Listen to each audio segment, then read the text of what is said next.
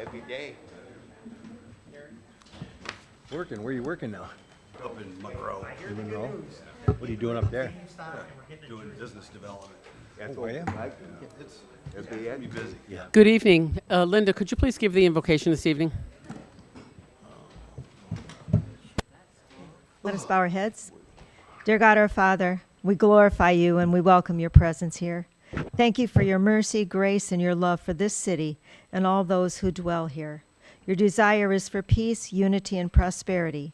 As decisions are made here tonight, we pray that they would be in agreement with your desires. We ask that those things that are in the past will be forgotten, and all would reach forward to those things which are ahead. May all walk in the same rule and be of the same mind.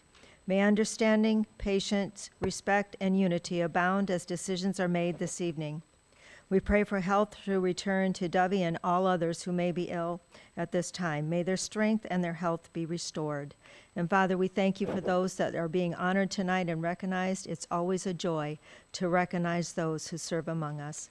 We thank you, Lord, for all that you are. In Jesus' name, amen. In Jesus' name, amen. Thank you. Now we'll officially call this meeting to order. Madam Clerk, could you please take the roll? Mayor Miller, Here.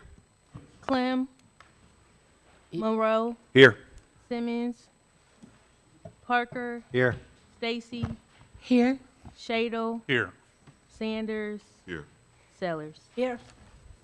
And if I could please ask for a motion to allow Alderman Clem to remote in for this evening's meeting. So moved. Second. We have a motion made by Alderman Parker, seconded by Alderman Shadle for remote access. Discussion? Madam Clerk, please take the roll. Alderpersons Clem. Yeah. Oh, He said. You have to start with Okay. Monroe. okay. Monroe, No. Simmons, Parker, Yes. Stacy, No. Shadle, Aye. Sanders, No. Sellers. Aye.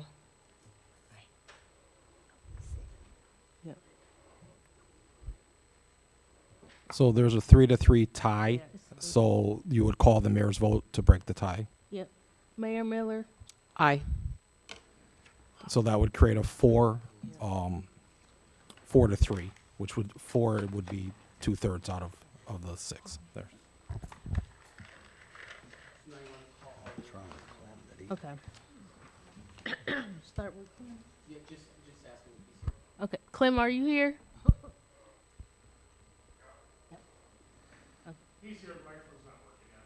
Okay, thank you. So next is the Pledge of Allegiance. If you could please stand for that, led by Alderman Monroe.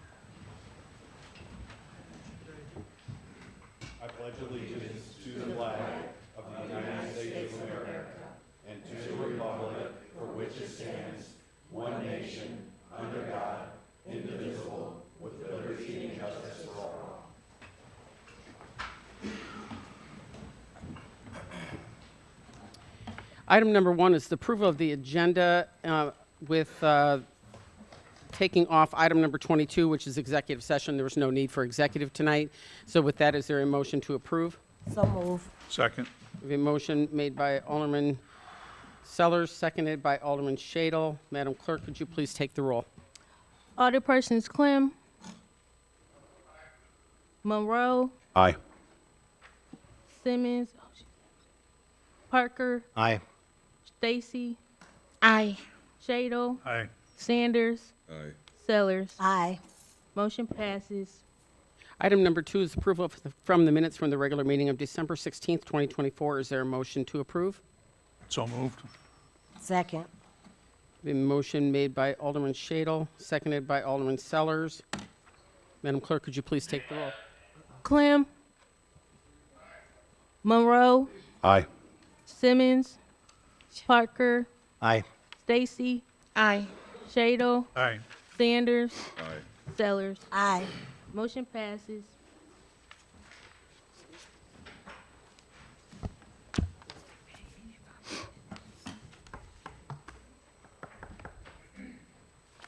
And we just have one person signed in for public comment, Steve Carroll.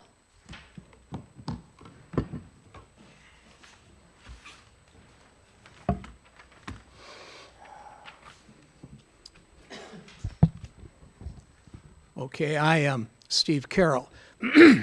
Got to say it because the OMA requires it. So anyway, this is about streetlights. Years ago on Oak, where I live, we had great streetlights. They were bright yellow lights that gave great coverage and very high definition.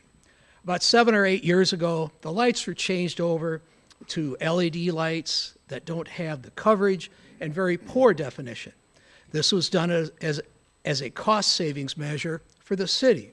However, this was done at the expense of public safety, as recent events have now proven. In the last 2 weeks on Oak, there's been gunfire in the 1400 block, 1200 block, and finally last Wednesday evening, it appeared at the 800 block where I live. Once again, I watched as the street in front of my house was blocked off as officers were looking for empty shell casings with their flashlight. I don't think the LED streetlight in front of my house was of much help. I firmly believe that the older yellow lights would have made their job somewhat easier. Crime hides in the shadows, and with the current lighting on Oak, they've got plenty of shadows to hide in. The situation on Oak is now very dangerous, and I'm no stranger to Oak Street gunfire, as this has been a problem for years, but right now it is the worst I have ever seen. Sadly, my neighborhood isn't the only neighborhood that needs better lighting. This is an easy fix. Fix it. I would like to thank Chief Schenberger because he has been incredibly responsive and helpful.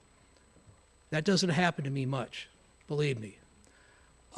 Maybe on a brighter side, Friday night about 9:30, I heard some people talking outside, heard a dog barking, and I'm thinking, oh God, what now? I looked outside, there were 2 or 3 police cars there. Wow. I walked out onto the sidewalk, and this figure walks across the street and says, "Hi, Steve, how are you?" And I said, "Okay, who are you?" "Well, I'm Schenberger." And the thing is, the lighting was so poor, I couldn't figure it out. What are you, 6'5"? Yeah. No, on a good day, yeah. But come on, guys, let's make this place safer. Maybe you won't have me in here as much, but anyway. So thanks. Thank you. Thank you.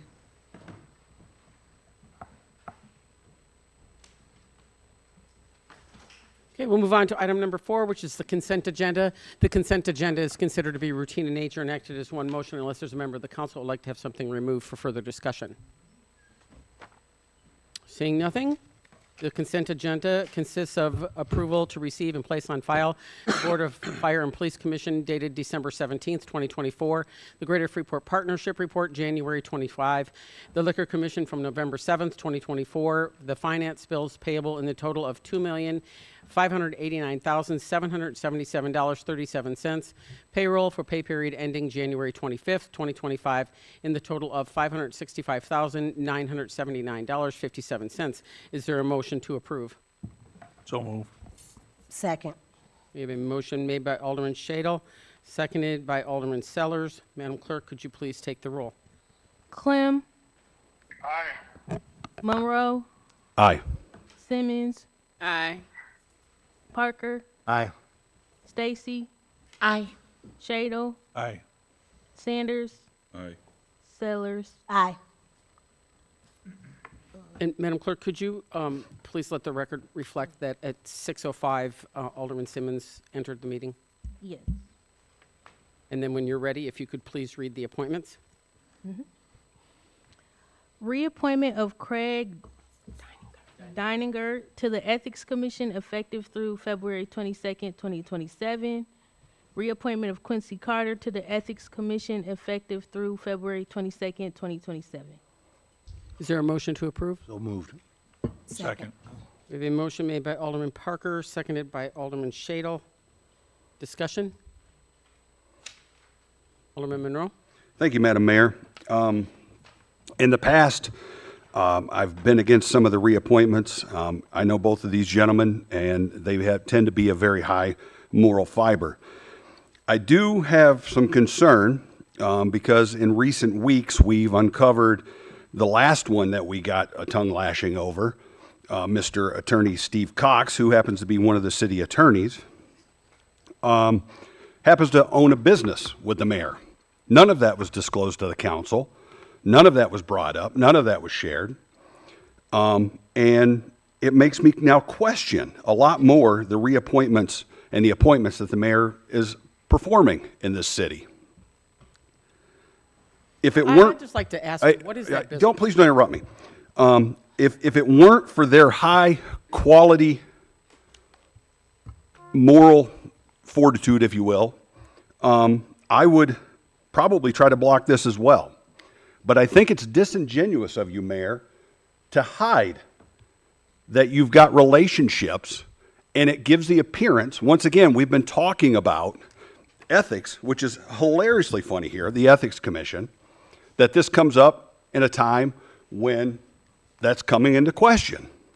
And I think it's important that you are much more forward and sharing information than you have been in the past.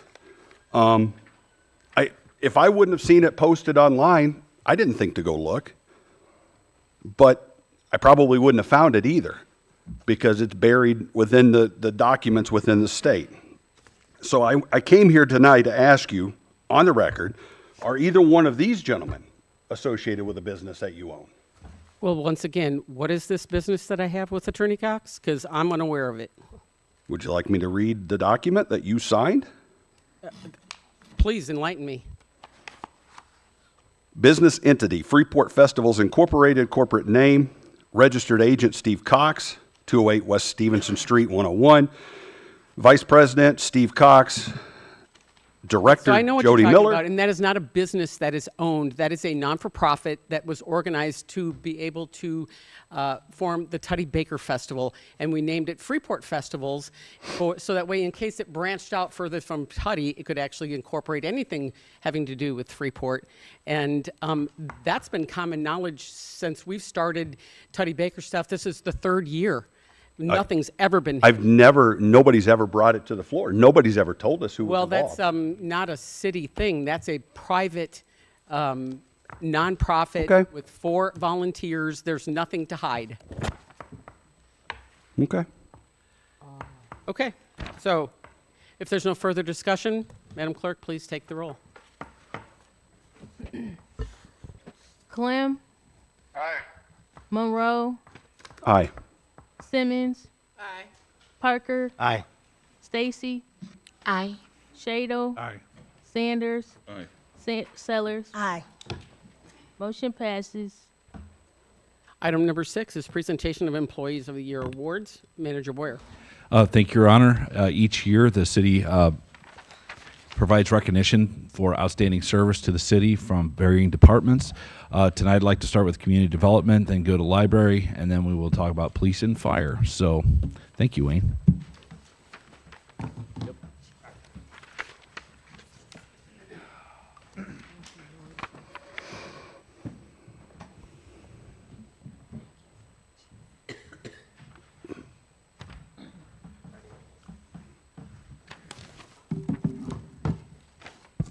Thank you, Manager Boyer.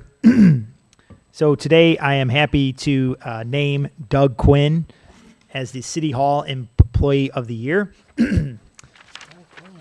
Mr. Quinn has stepped up this year in his role as our code enforcement supervisor, and he has implemented significant changes to both our contractor license database and our rental registration. He has led the charge in making our contractor license renewal process entirely digital. So I can't express how much easier it's made the lives of our contractors as well as our staff. So very appreciative of that, and it was a job well done there. Also want to state that Mr. Quinn has led the charge to completely revamp our rental registry by onboarding the new software platform of Ptolemy, and he worked tirelessly with their team to ensure that our rental registration process is also entirely virtual. On top of that, he also helped to identify more than 3,000 suspected rental properties within the city of Freeport, all through using the Ptolemy platform.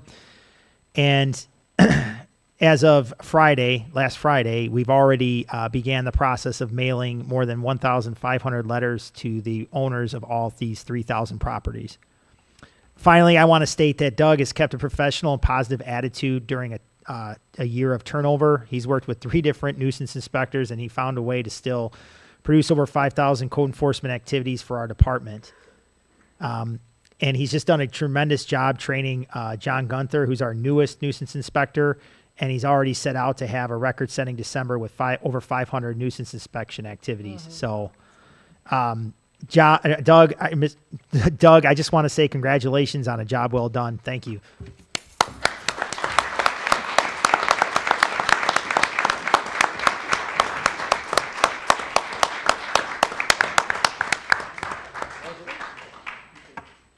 Picture here.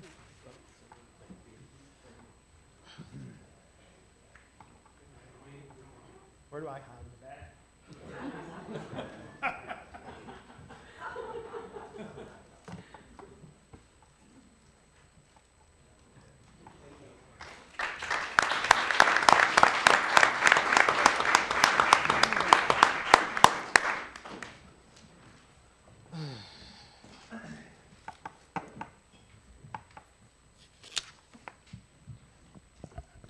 Our employee of the year is not here, but I'm still going to go ahead and talk about him.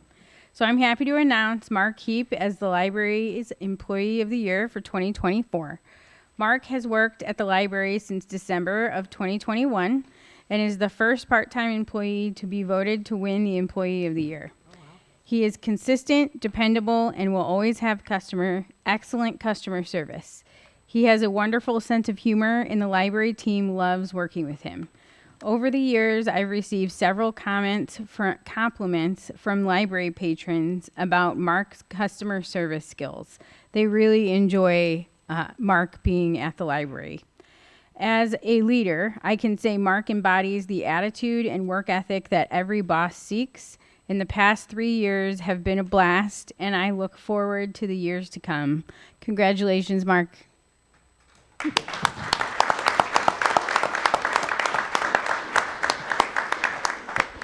Congratulations, Mark. Thank you. Chief Schemberger.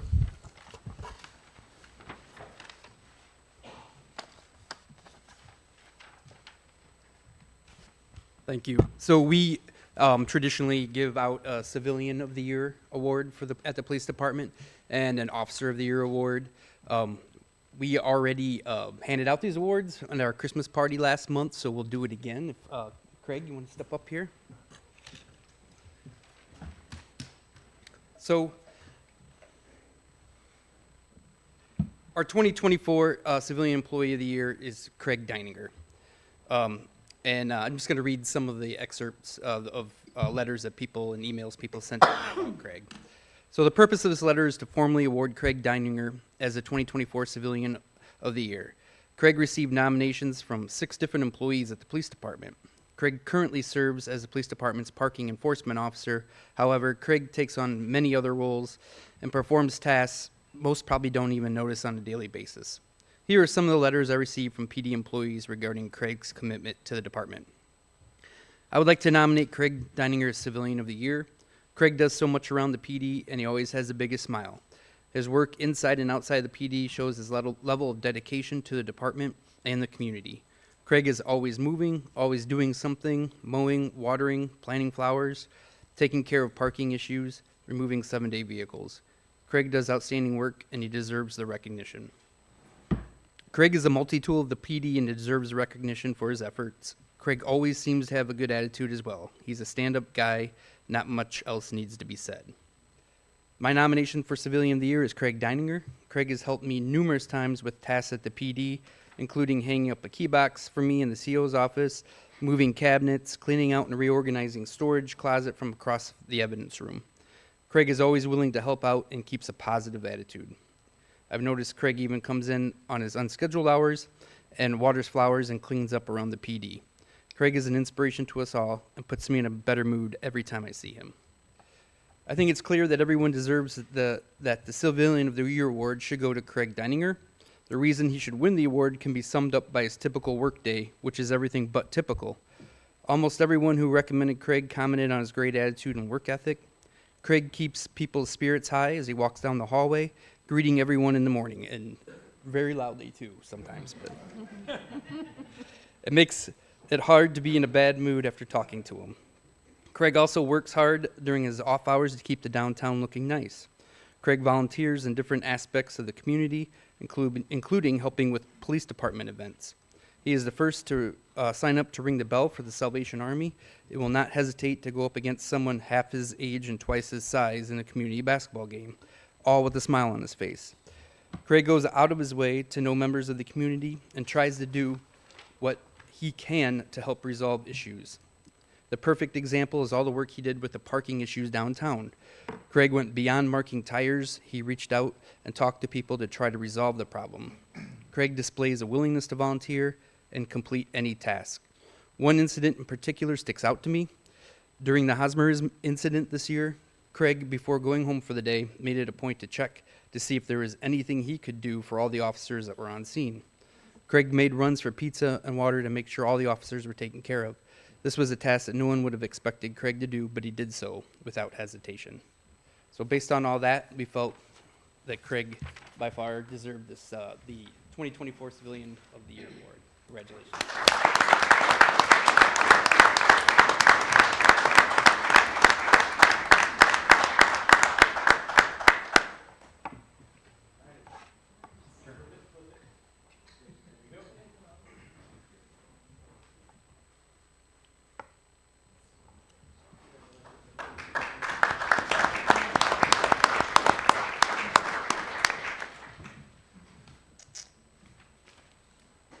All right, so our 2024 Officer of the Year award went to Corporal Andrew Good. The purpose of this letter is to formally award Corporal Andrew Good as a 2024 Officer of the Year. Corporal Good was nominated by several of his peers who submitted letters outlining their reasons why they felt Corporal Good was worthy of this award. One of the letters submitted consisted of the following. I'd like to nominate Corporal Good for Officer of the Year. Corporal Good deserves Officer of the Year for numerous reasons. I believe he goes above and beyond his duties on a daily basis. Corporal Good is always a pleasure to work for and with. He helps keep the shift in good spirits no matter what may happen each day. Corporal Good is supportive of everyone on shift and is willing to help anyone he can, even when it's not work-related. Corporal Good is always assisting with calls and investigations any chance he can and has never made it seem like a burden.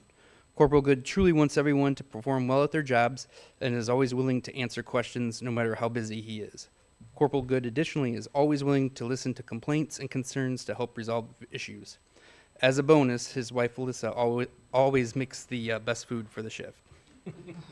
So I have also been fortunate to know Corporal Good since he started his career with the department in 2013, and I've witnessed him mature from a rookie patrolman to a leader who's a cornerstone of the department. Corporal Good serves the department in many different capacities as a member of the emergency response team, an officer on the FOP Labor Council, a member of the ILEAS Mobile Field Force, and as a field training officer. Corporal Good has also taken the lead to renovate and organize the lounge room area in the basement of the police department. So based on all this, and you can't find a better person today, he's definitely deserving of the Officer of the Year award.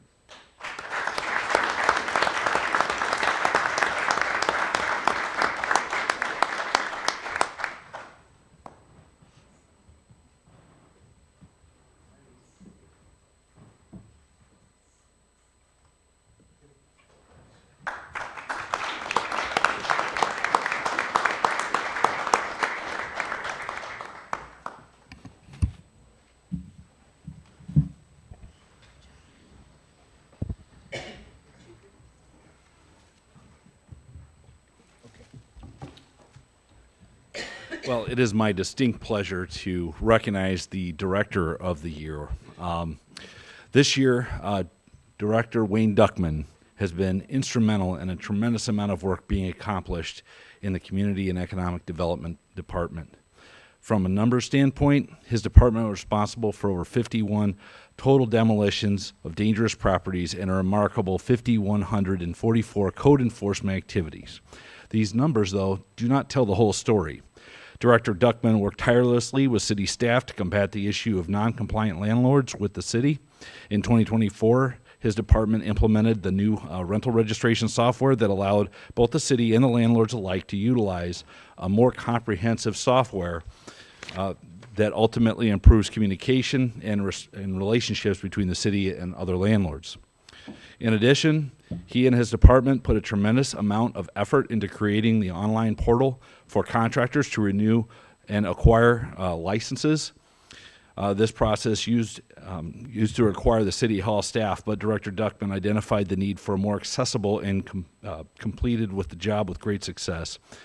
On top of what he does for local contractors and landlords, he has worked to build relationships with outside agencies to bring new life to Freeport. His ability to show the potential of this city to organizations such as the Northwest Illinois Land Bank has brought new hope for dilapidated homes. The expertise he has cultivated within his department has secured millions of dollars in grants that even as federal agencies saying what he's doing for Freeport is nothing short of a miracle. I could go on about the accomplishments he and his department reached in '24, but I'd like to end by highlighting the importance of his professionalism and compassion toward the residents of Freeport. Spend an afternoon here at the front desk at City Hall, and you'll see a variety of cases he and his departments encounter on the daily basis. They constantly have to be on their toes to help each unique situation with a tremendous amount of patience and compassion. Director Duckman and his excellently trained department each has to be ready to assist, and for what we are all incredibly grateful, as they truly are our first point of contact for many residents here.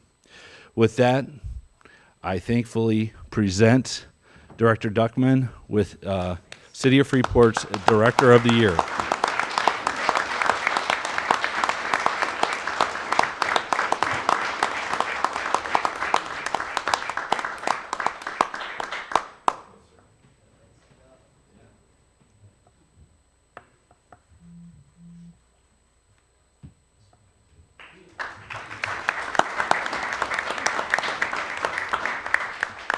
Now, with that, I'd like to recognize the City Employee of the Year. Chief, would you join me up here? This year's Employee of the Year, fighter and paramedic Mark McCullough. He began his decorated career exactly 18 years ago today. Not only in 2024, but throughout Mark's career, he has shown several qualities and characteristics that make him Fire Department Member of the Year and Freeport City Employee of the Year. Mark has extensive firefighting experience, not only with Freeport Fire Department, but with years of service on a Wisconsin Volunteer Fire and EMS Department. Mark is a consummate leader, patient, knowledgeable, self-motivated, ever-training, thorough, and extremely intelligent. Mark is compassionate and always kind, and tough when he has to be. Mark leads by example. Mark has never walked away from a problem that he could not fix without doing just that. His knowledge in everything from construction, electrical, and general repair is definitely a bonus for all of us here at the city for the Freeport Fire Department. It's a knowledge that he is always willing to share. Mark's priority is and always has been to leave the fire station better than he found it. Mark takes time with new recruits to demonstrate skills or walk them through how to build, repair, or operate something until both parties are satisfied with the lessons that were learned. This is true whether Mark is working on completing monthly fire inspections, treating a patient as assigned to the ambulance, working as lieutenant for the day, or acting as an engineer of one of the engines. Mark's an example of what all members of the Freeport Fire should model themselves. Lastly, Mark can be counted on. Mark participates in many activities. He accepts overtime when others refuse. He's a member of the Tactical EMS team.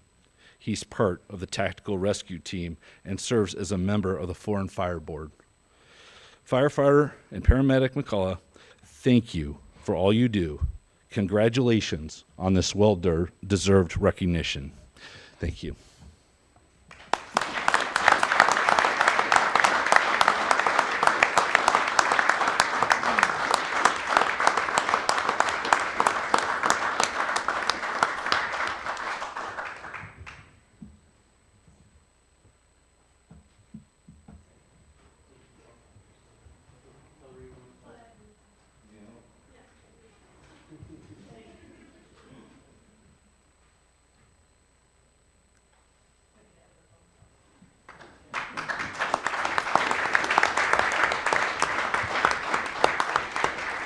And I want to highlight that at the cow next week, we'll be giving recognition to our Public Works Department. Thank you.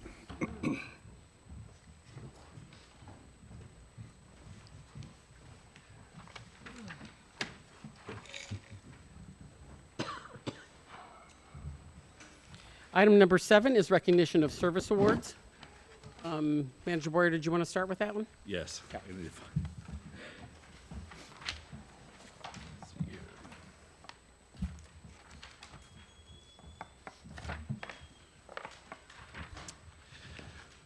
I believe we have fire department 20 years with Bradley Cox. Okay. Go ahead.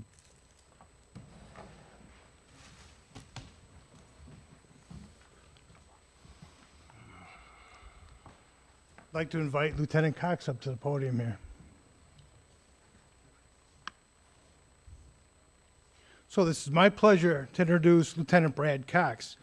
He began his career with the Freeport Fire Department February 28th, 2005. He was promoted to lieutenant October 31st of 2018.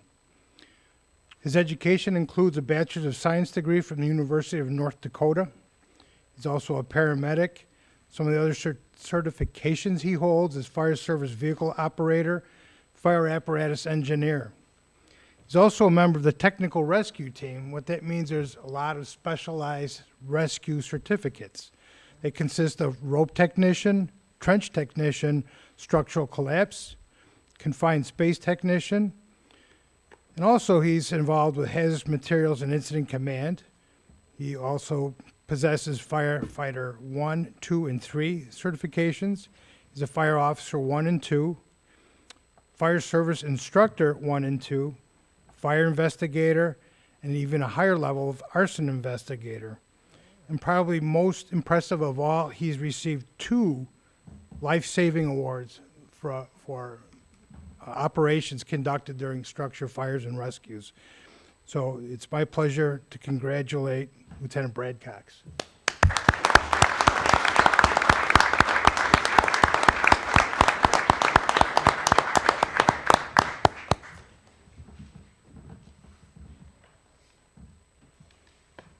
Here, hold this thing. All right.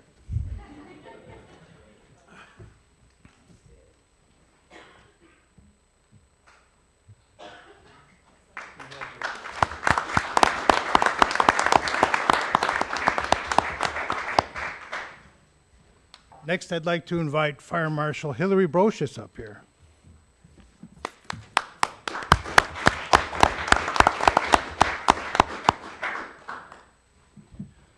So Hillary, just like Lieutenant Cox, they've been here a number of years. They've accomplished great things for our department and for the city. So Hillary began her career February 1st of 2010. She was appointed to lieutenant October 5th of 2020. And then appointed as fire marshal January 19th, 2021. So the education certificate she holds is associate degree in applied science as a paramedic, certified paramedic, firefighter 2 and 3, hazardous materials technician, hazardous materials incident command. She also has plenty of specialized rescue certificates consisting of technical rescue, trench technician, structural collapse technician, and rope tech. So, in addition, she's also a fire apparatus engineer, fire service vehicle operator, fire officer 1 and 2, instructor 2. She's a fire department incident safety officer.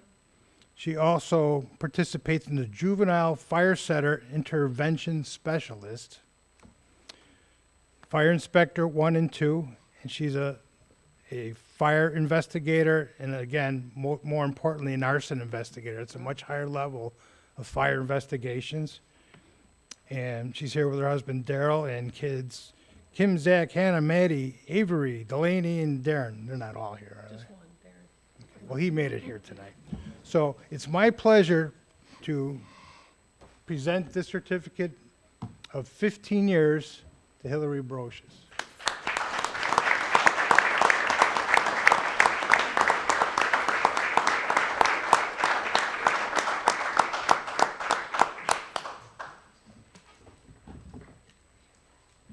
She did relate to me. She's eager to give a speech this evening, too.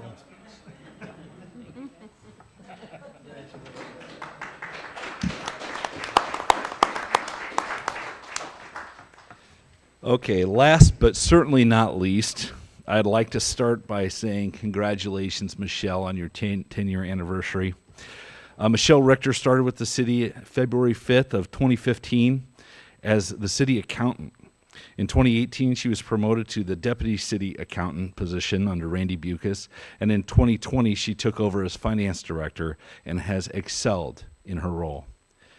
Some of the most critical city work happens in the finance department. As Director Richter has led the department, she has worked tirelessly to ensure each fiscal budget is balanced. She has integrated all departments and their budgeting into Encode for more effective organization, and she's taken over the water billing department after the dissolving of the Water Commission.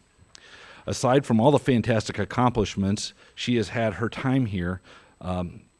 Her temperate and professionalism has been built relationships and trust with all city staff to the point where she is often the go-to person for many staff members, questions, and concerns. Her ability to listen, understand, and quickly find solutions to all issues is second to none. She has been described as a compassionate leader who never hesitates to help.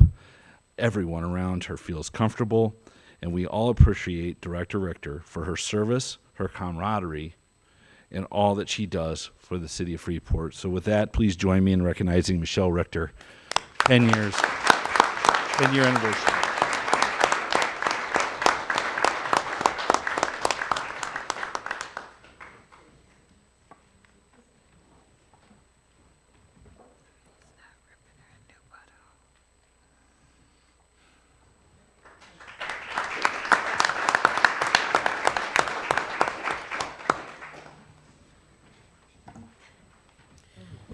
Okay, let's move on to item number 8, which is the second reading of Ordinance 2025-04. Madam Clerk, could you please read this for the record? Ordinance regarding Part 14, Building and Housing Code, Chapter 1442.14, increasing plumbing permit fees and adding Chapter 1477.14, solar interconnection types. Thank you. Director Duckman? Thank you, Madam Mayor. So, to go over a little bit of the history here, in the first reading, it was proposed to actually make some changes to this ordinance, and just so everybody's clear about what's being voted on, at that time, it was not agreed upon to change. It did not pass the vote to change to a different dollar amount. So, what's before you today for a vote is changing the plumbing permit fees from $50 to $150 for any work that is done that connects into a city water service or a city sewer service, and then anything else with inside of the actual private property is going to go from $30 to $100.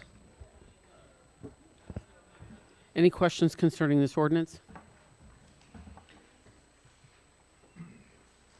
Alderman Stacy? Okay, so what you just presented to us, how is that different than what was presented to us last time? It's exactly the same. But remember in the first reading, I think it was you made a motion to actually make it, instead of $150, you said $100, and then that was voted upon and that didn't pass. So I was just clarifying that what was presented last week is exactly the same. That's exactly what you're voting on from last week. The 150. Yes.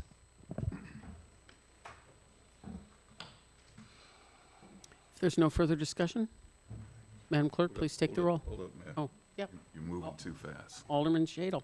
I'm sorry, Alderman Sanders. Many Yeah, S's. I realized we talked about that last week. And I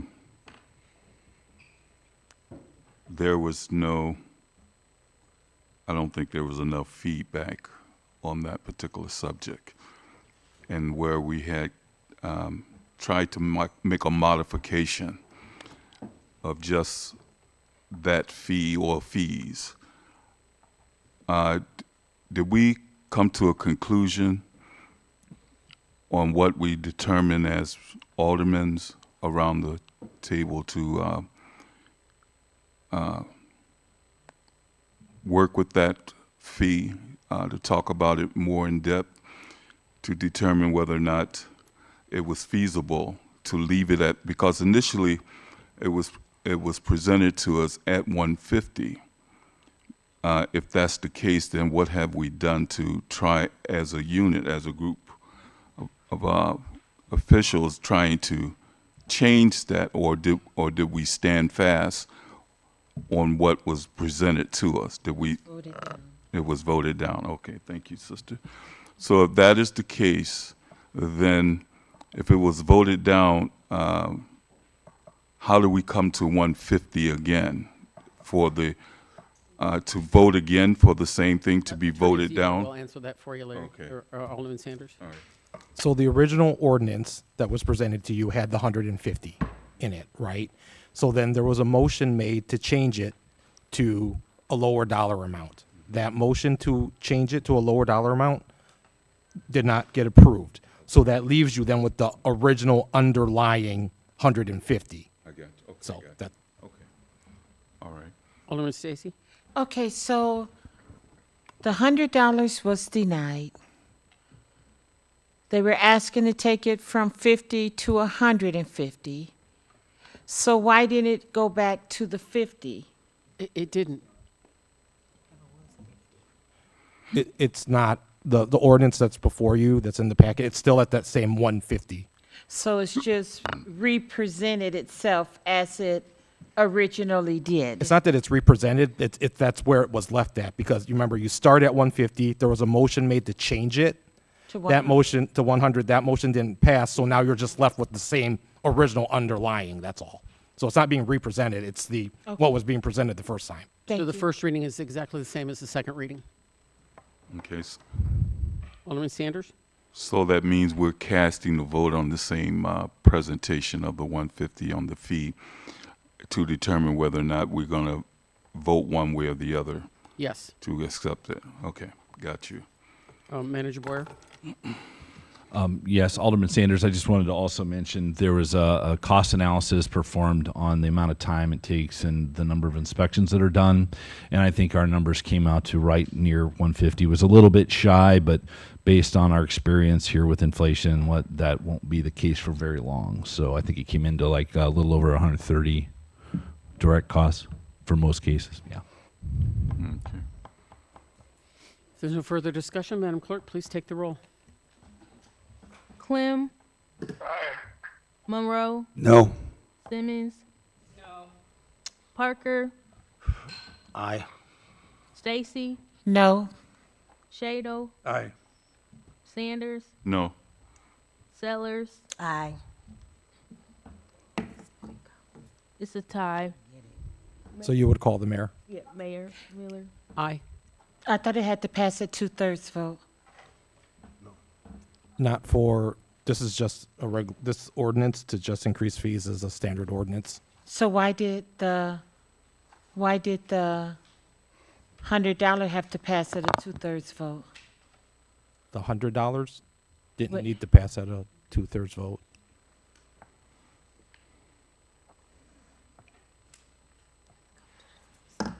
Motion passes 5-4. Thank you. Item number 9 is the second reading of Ordinance 2025-07. Could you please read this? Ordinance approving variance application at 207 West Empire Street submitted by Tim and Vicky Rowe to seek relief from statute 1252.05 F1 to allow a front yard of less than 25 feet. Thank you. Director Duckman?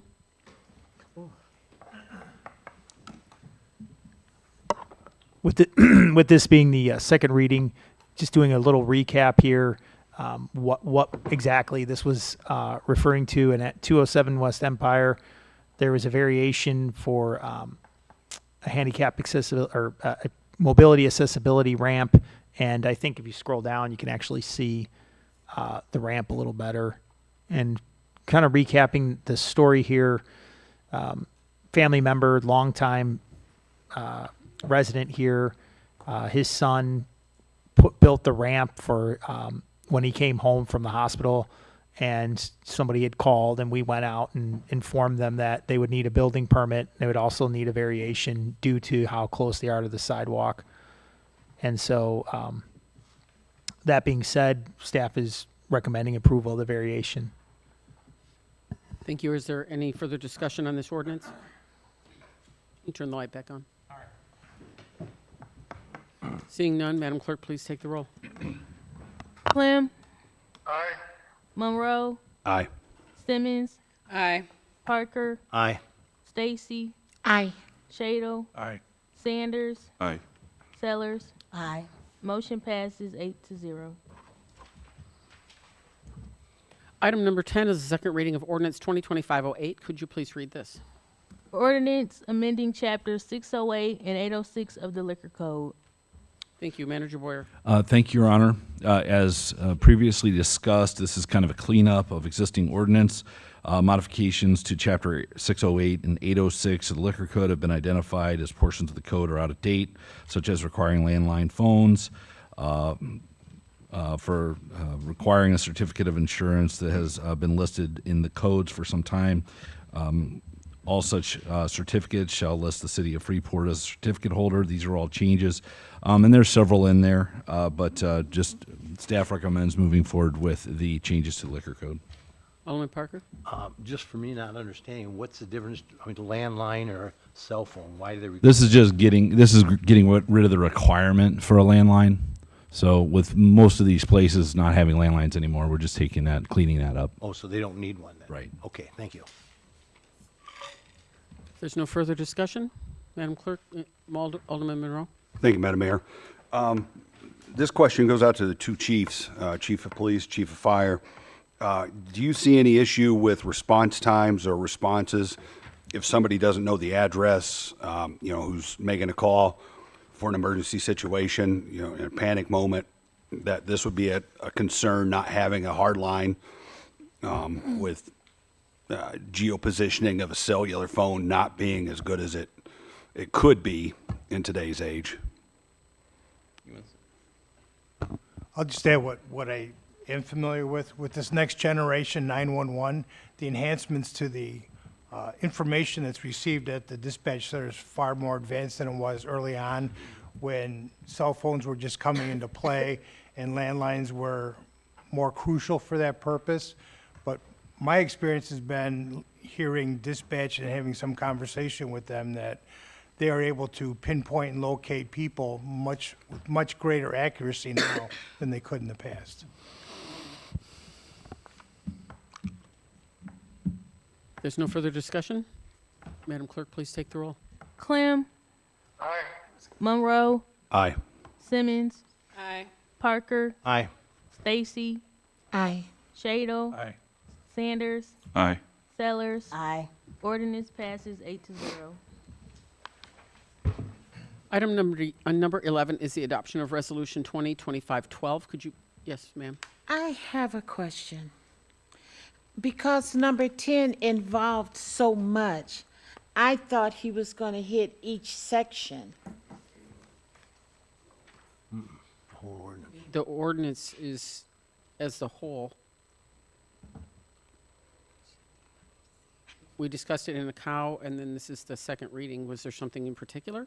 Yes, I just had the question that who wanted this change as far as extending the down to Jackson and Chicago?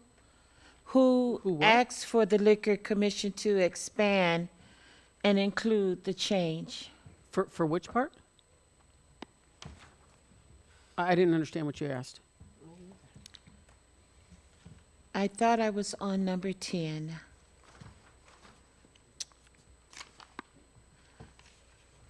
On one of the agenda items tonight, is speaking about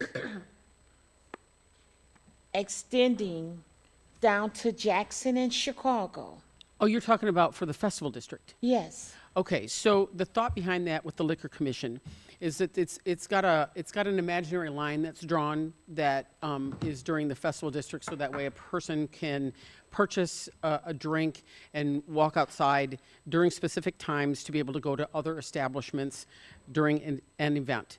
And so there's recently been a new liquor license in the downtown area that wanted to be a part of that festival district, so it was a matter of redrawing those lines just slightly so that way it included another business.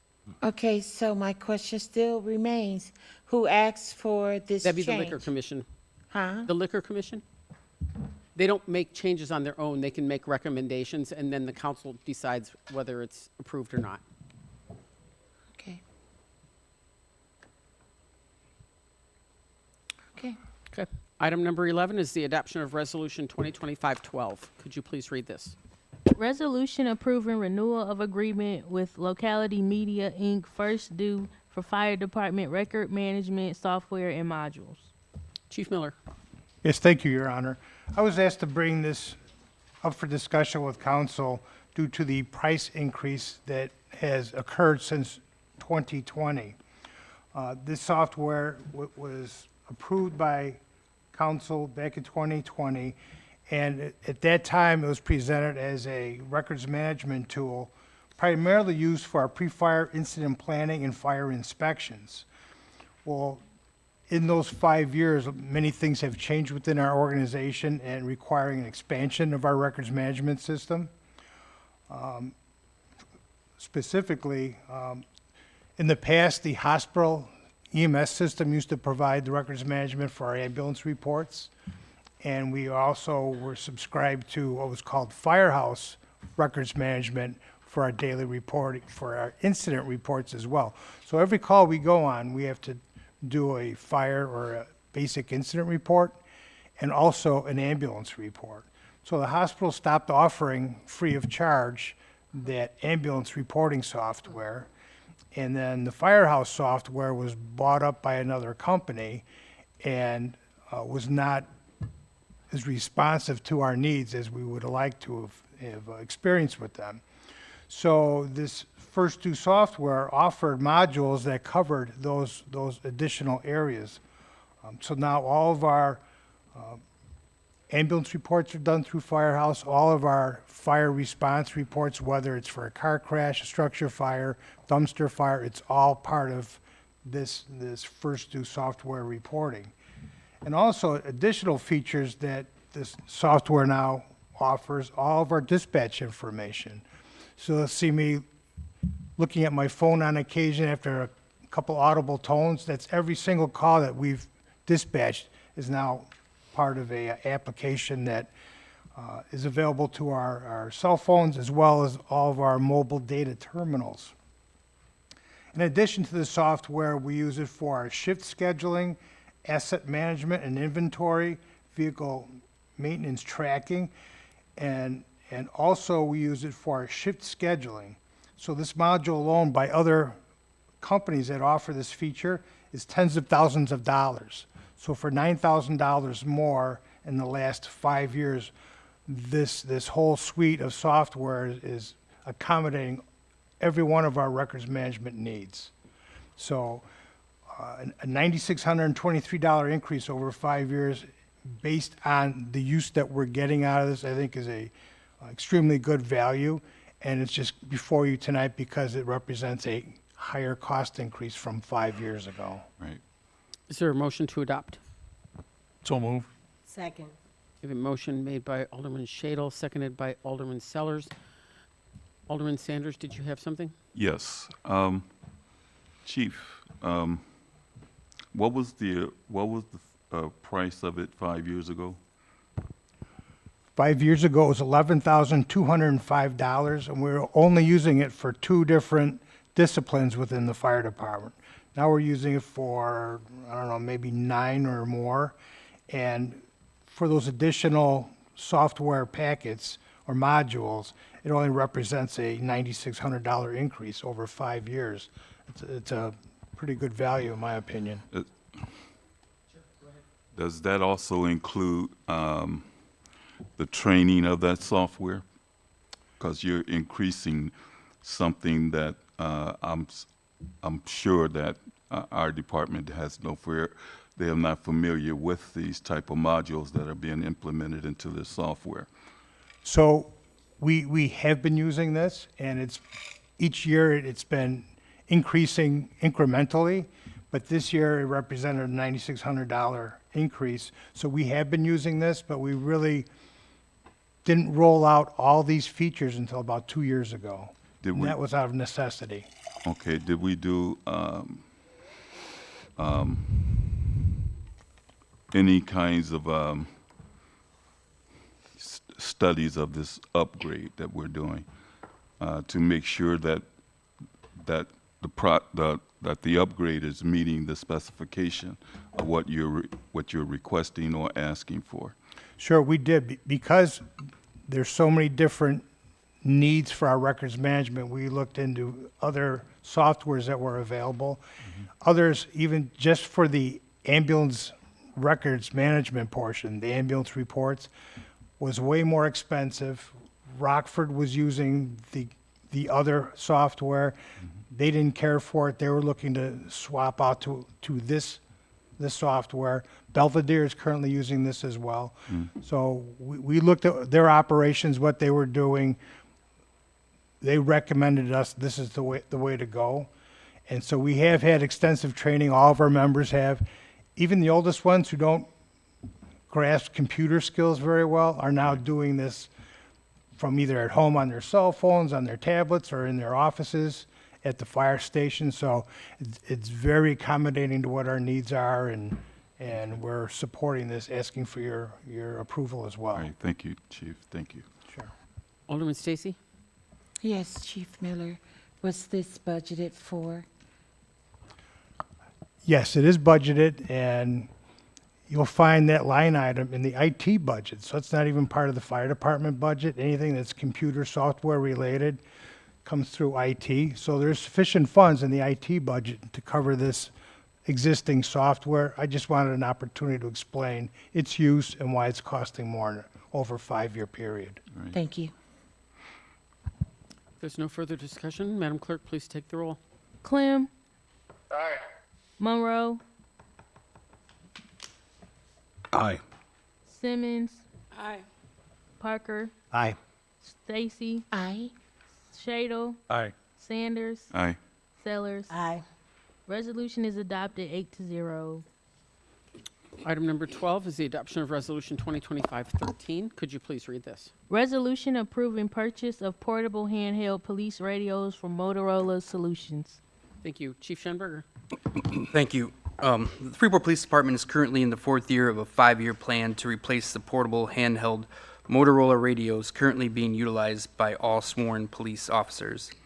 The police department has up to this point replaced all but 15 portable handheld Motorola radios. The radios in circulation still function, but they've reached their end of life. At this time, Motorola is the only supplier of portable handheld police radios. I should add in there are other options like Kenwood and other companies, but we all want to have the same uniform radios. The police department has received a quote to replace 10 Motorola portable handheld police radios and accessories at a total cost of $64,994.82. Funding for the 10 portable handheld Motorola radios and accessories is provided in the fiscal year 2025 PD capital budget 331-302-70. Is there a motion to adopt? So moved. Second. A motion made by Alderman Shadle, seconded by Alderman Sellers. Discussion on the resolution. Thank you, Madam Mayor. Chief, some of the Motorola's have had issues inside of buildings, Sullivan's, inside of some of the downtown buildings. Are these newer generation radios any better, or are we still going to be struggling with that? What we're looking to buy is what I carry right here, and I have pretty good coverage. I haven't found too many dead zones within the city. If I go outside the city, I do at times. And you're right there. But as far as I've gone into Walmart, I've gone into other places, and when it is dead, it tones out. And I haven't had that too many happen in too many places within the city. outside the city, it's a different story, though. Okay. Alderman Stacy? Chief Schimberger, Mm-hmm. we were budgeted for 10 in 2024. Mm-hmm. Did we buy those? Yep. Okay, so this 10, Yeah, we've been slowly trying to go through the supply and get the ones that are end of life out of circulation. So a little bit at a time, 10 at a time. Next year will be 5, and then we'll be done. how much more was it this year to do the 10 than it was last year? I don't know how much it was. I can't recall offhand, but I think it was about the same. Alderman Sanders? Yeah, Chief, those molar rollers, they have not went through a comparisons, am I correct? No. Okay, and not only that, there's other manufacturers with technology such as the molar rollers, but we have not made any comparisons to those, to the ones that we have right now. So my question is, when purchasing an items like that there's many major companies around here in the state of Illinois that sells those items. Is there any particular reason why you decided to want to go with that addition? We started transitioning to it's the Motorola APX 6000. We started transitioning to them 4 years ago. So is our intent to keep everything uniform and the same with those instead of having whole mix and match types of radios. Okay. I was just going to ask, does that matter? What brand you're using, if the brand has the same quality or more, have we done any comparisons to determine that whether it's a uniform type of radio? Sometimes we could be in the market for cheaper radios but with the same quality. Well, then, yeah, and then we would have to have them programmed differently. We'd have another company coming in. This way, we have the same company that works on our radios, that programs them, and it's just better business for us that way. Okay. Okay, thank you. Alderman Stacy? Yes, I just want to make sure that the 331-302-70 was purchased last year in the budget. We purchased radios last year. I believe it was the same line item, correct? Line item. So this is budgeted for, or do you get a grant No, this is budgeted for in the capital budget. in the capital budget? Wow. Mr. Boyer, you told me today that there was a grant for this. Manager Boyer? I am apologize for that miscommunication. Actually, that had to do with their body cameras. So I was mistaken. It was the body cams we got the grant for, and we purchased the radios in the past. Yeah, we purchased body cams last year, and I was able to get a 50% match grant that we recently got awarded for that. Thank you. Yep. There's no further discussion. Madam Clerk, please take the roll. Clem. Aye. Monroe. Aye.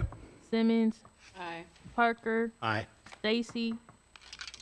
Aye. Shadle. Aye. Sanders. Aye. Sellers. Aye. Resolution is adopted 8-0. Item number 13 is the adoption of Resolution 2025-14. Could you please read this? Resolution approving an intergovernmental agreement with the Illinois Telecommunicator Emergency Response Task Force. Thank you. Chief Schenberger? The City of Freeport Dispatch Center would like to join the Illinois Telecommunicator Emergency Response Task Force, known as ILTRT. The ILTRT is currently comprised of 62 active member agencies, 9 associate member agencies, and 220 trained and deployable telecommunicators in the state of Illinois. Local agencies who belong to the Region 2 Illinois TRT include the Oakland County Sheriff's Department, the Rochelle Police Department, and the Winnebago County Sheriff's Department. Illinois TRT is utilized during natural disasters and critical incidents. Currently, there are telecommunicators who are interested in being part of the Illinois TRT. If approved by council, the City of Freeport would become an active agency member. Once a telecommunicator is selected, the telecommunicator would be required to fulfill additional training provided by the state of Illinois. The City of Freeport Dispatch Center would only send an Illinois TRT telecommunicator to a call-out if the staffing level in the dispatch center is allowable. It is a position of the City of Freeport Dispatch Center that an assignment to the Illinois TRT could be a motivator for our current telecommunicators to attain this appointment. By being a member of the Illinois TRT, the dispatch center would also be the recipient of additional telecommunicators if there was an unfortunate public safety crisis. Thank you. Is there a motion to approve? So moved. Second. A motion made by Alderman Parker, seconded by Alderman Shadle. Discussion on the ordinance, or on the resolution? Seeing none, Alderman Stacy. Is there a cost to be a part of this organization? No, it's just our training. Once a person is selected, they'd have to go through additional training, but that's provided by the state. Madam Clerk, please take the roll. Clem. Aye. Monroe. Aye. Simmons. Aye. Parker. Aye. Stacy. Aye. Shadle. Aye. Sanders. Aye. Sellers. Aye. Resolution is adopted 8-0. Item number 14, could you please read this bid approval? Bid opening on January 21st, 2025. Janitorial services for police station and city hall. Manager Boyer? Thank you, Your Honor. Each year, the city, well, not each year, about every 3 years, the city rebids the commercial cleaning contract for City Hall and the Police Department. This year, we had 3 bids. The winning bid was a Canop cleaning service. They came in roughly half of what we're currently paying for cleaning services. So we've done our homework, checked into the background, and it's a small business that's doing a really good job for a lot of other communities. So, or I'm sorry, a lot of other customers that we've contacted. So, city staff requests moving forward with the recommendation to accept the bid from Canop Cleaning Service. Is there a motion to approve? So moved. Second. A motion made by Alderman Shadle, seconded by Alderman Sellers. Discussion on the bids. Alderman Monroe? Thank you, Madam Mayor. One big concern here, when it comes to cleaning up biohazard situations, oftentimes it contains blood, other bodily fluids, things like that, that can contain very hazardous bloodborne pathogens. What type of training does this Kirk Canop have for that type of cleanup? And what certifications does he have? And also, who's going to transport the waste once it is cleaned up, which is required by the state of Illinois? Manager Boyer? I'd say that's something completely different. This is just about keeping the city hall clean, vacuuming, mopping the floors, and doing those types of things. Can you clarify then what's in the memo when it says, let me find the line. I believe your point, he also clarified he agreed to include biohazard cleanup on an as-needed basis. Yeah, go ahead, Darren. So, thank you. The biohazard that we have called in there is like vomit, those types of items. People get sick here. There's a lot of visitors to City Hall. We're not talking about, somebody bleeding out inside of City Hall. That would be a total specialty type of product. This is just as people get sick, they would come in and clean up the mess so city employees don't have to deal with it. We do have that happen, especially we have a lot of visitors that come into it. It is defined as biohazard, but in the specifications, it's really detailed as vomit, potentially possibly diarrhea, type of things like that happen with visitors that come to City Hall. Follow up. Thank you. Well, since you brought up diarrhea, I know that, there's serious things that can come along with that, that even hospitals don't really deal with well. My question is because I know the chief has probably had a prisoner or two in their time where somebody's gotten bloody from a fight or something else. Those do require a different level of cleaning. I could see the vomit, but I think the diarrhea and the blood, it really needs to be put out there because there is a serious liability to the city if somebody were to get Hep C or, you know, C. diff or something along those lines. And it takes a special skill set to do those types of cleanings. Alderman Sanders? And also, since there's a recommendation for any cleanup or janitorial or whatever the case is, in our business or areas, they need to be certified. Am I correct? Manager Boyer? This is not for any kind of cleanup anywhere. This is just routine vacuuming, dusting, that type of work at City Hall or the police department. If we had some kind of biohazard thing, we'd have to call a contractor in that specializes in that.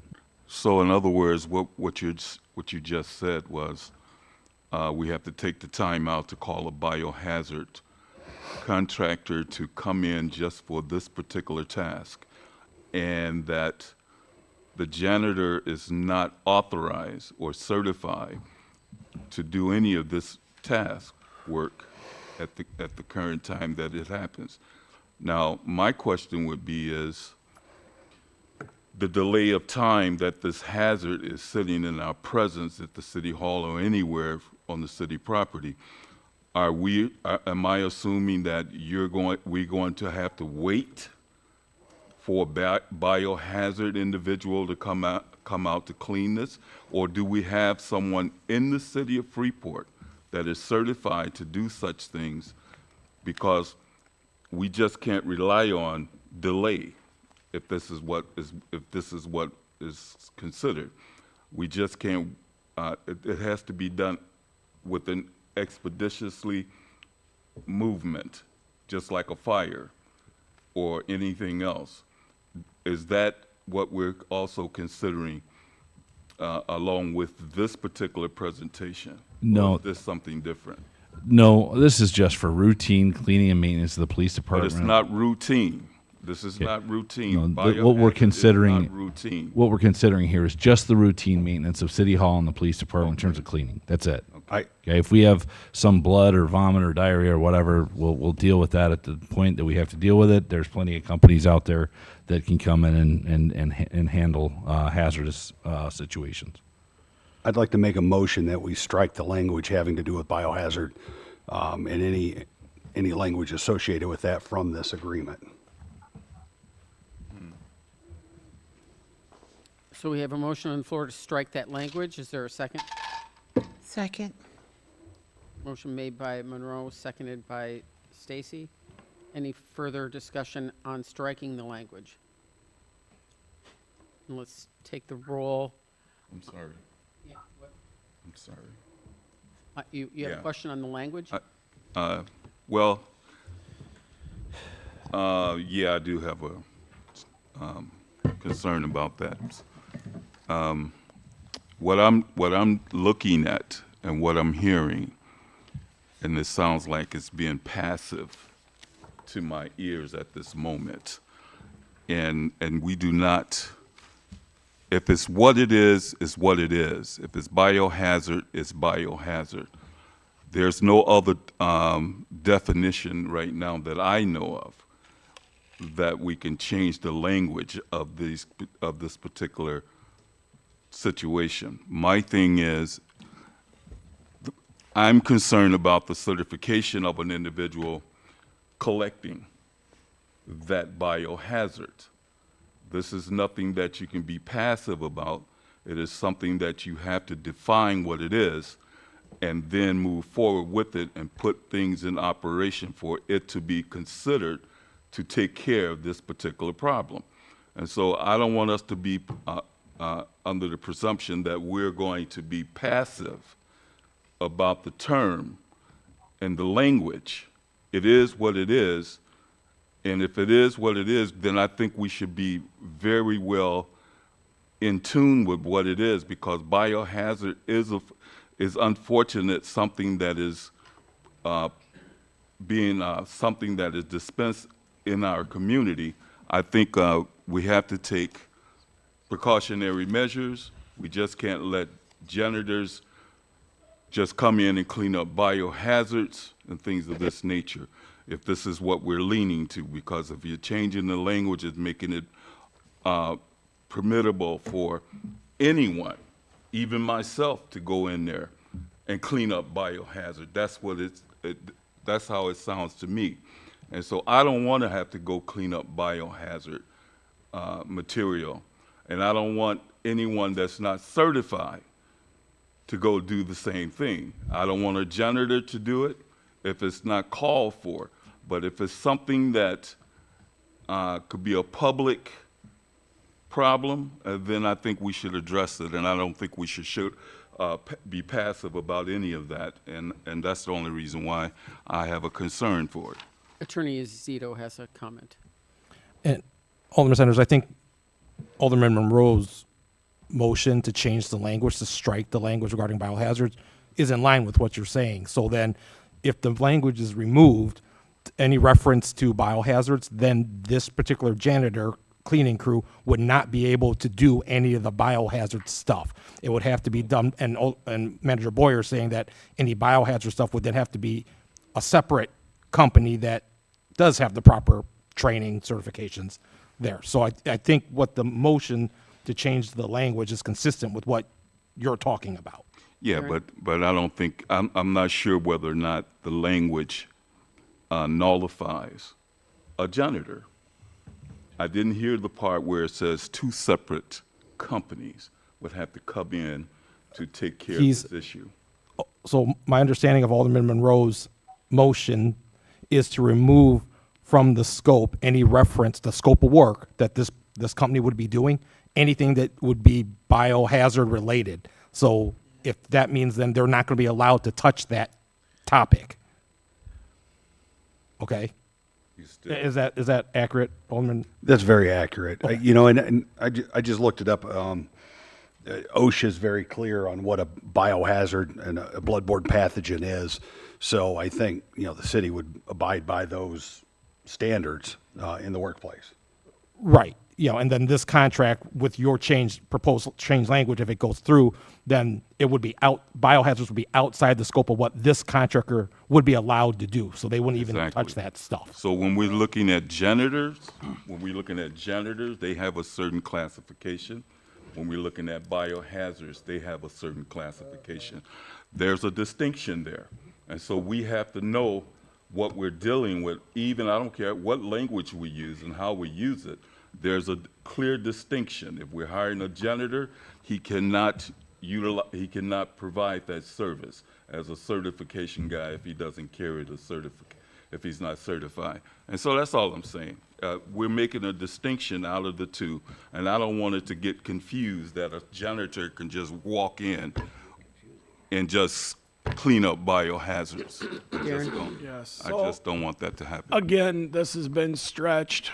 If we go back to the specifications, the biohazard we're talking about is really if somebody were to get sick here at work, so employees don't have to clean it up. If you look at the bid items, Canop Cleaning Service bid it at $0.00. The other two people, I believe, bid it at $100. So just the scope in general would show you that if it was a true biohazard cleanup, for instance, if someone got shot here, there was blood all over, something like that, would not be that kind of cleanup, and the city would not be able to hire a cleaning service like this to do it. James, you were in that business, you would know it. So again, if you look at the bid price, nobody's asking anybody to clean up body organs for $100. This is just a cleaning service. The cleaning service actually performs at nighttime hours when the city hall is not open, right? That's what they do. We've had this going on for years. This is an annual contract for not only city hall, but the PD. Our current service provider was time to renew their contract. They did not bid on this contract, and there had been issues. So just stating the obvious here, the current low bidder, I got a question today, was asked if they're registered as an Illinois business. They are not. They have Wisconsin and an Illinois tax number, and there is no requirement for cleaning services to be registered as a business in Illinois. They're a local company. They've been in business for 5 years. I called all 10 of their references. They had 10 business references, 3 personal references. I had at least 7 businesses call me back, said they're the best cleaning company they've ever had. 2 of them are local businesses here in Freeport. And really, this is about, oh, if you have a problem, a kid walks in, throws up on the floor, the admin doesn't need to clean it up. They'll just come and take care of it. Yes, and we had a response time of a couple hours. I think you're missing the point, though, and you know, you're right. I did work in the business. Even throw up can have issues with it. There could be Right, blood but in throw that. up There can could be cleaned up with bleach and gloves and, you know, not every scene. I'm trained in it actually because I used to be a coach at the high school. Anybody that's trained can clean up that type of product with rubber gloves, chlorine spray. We did it at basketball games all the time, and the games continue. We're not asking them to remove body parts from City Hall. Okay, so the motion on the floor is just one thing, striking the language of biohazard. Correct. So, if there's no further discussion on striking that language, Madam Clerk, would you please take the roll on just that portion? Clem, No. Monroe, Aye. Simmons, No. Parker, No. Stacy, Aye. Shadle, No. Sanders, No. Sellers, No. Fails. Okay, so now before you is the original bid, the way it was presented. Any further discussions on the original? Alderman Stacy. My biggest concern was the difference in the price. One for both buildings was $14,500. The other one for both buildings was $89,000. And the middle person was $55,100. How? Yes, Darren. Go ahead. Well, the difference in bids reflect brick and mortar businesses versus mom and pop shops. The other 2 bidders are bigger businesses with bigger overheads. And the company that was low bid is a mom and pop shop with 3 employees and you know, growing, right? So that's your difference in price. I will also say the low bidder also FOIA'd what we currently pay for a contract because that's legal. And so they knew the price they needed to beat to get the contract. The other 2 did not. So, are they bonded? Yes, I'm sorry. They both, all 3 companies that bid submitted bid bonds of 10%, performance bonds, and payment bonds. So they are fully bonded. They also supplied their insured certificate as well, which pending approval tonight will go to Aaron for review. We have specific language that goes into the chain of insurances to cover all the city employees, including the board members. That is something that they will need to alter on their chain of insurance before a final agreement is signed. Okay, Madam Clerk, please take the roll. Clem, Aye. Monroe, No. Simmons, Aye. Parker, Aye. Stacy, Aye. Shadle, Aye. Sanders, Aye. Sellers. Aye. Resolution, oh no, bid is, bid approval. Okay, item number 15, there's another bid approval. Could you please read this? Bid opening on January 28th, 2025, 2025 sewer cleaning for sewer lining bid. Thank you, Manager Boyer. Yeah, thank you, Your Honor. The city of Freeport does quite a bit of lining every roadwork project. We're lining the sewers as we go. City staff had a bid opening for the cleaning and inventorying of sanitary sewer for the 2025 year paving program. The low bid was from National Power Rodding at $60,820. That was below projection. Darren, could you remind me how far below projection was that? 23,000. Yep. So at a 23,000 below projection, and city staff requests city council move forward with the agreement with National Power Rodding. Is there a motion to approve? So moved. Second. A motion made by Alderman Shadle, seconded by Alderman Sellers. Alderman Sanders. Yeah, how much coverage area, how many miles of sewer lining that we're expecting to have taken place? Who am I talking to, Rod?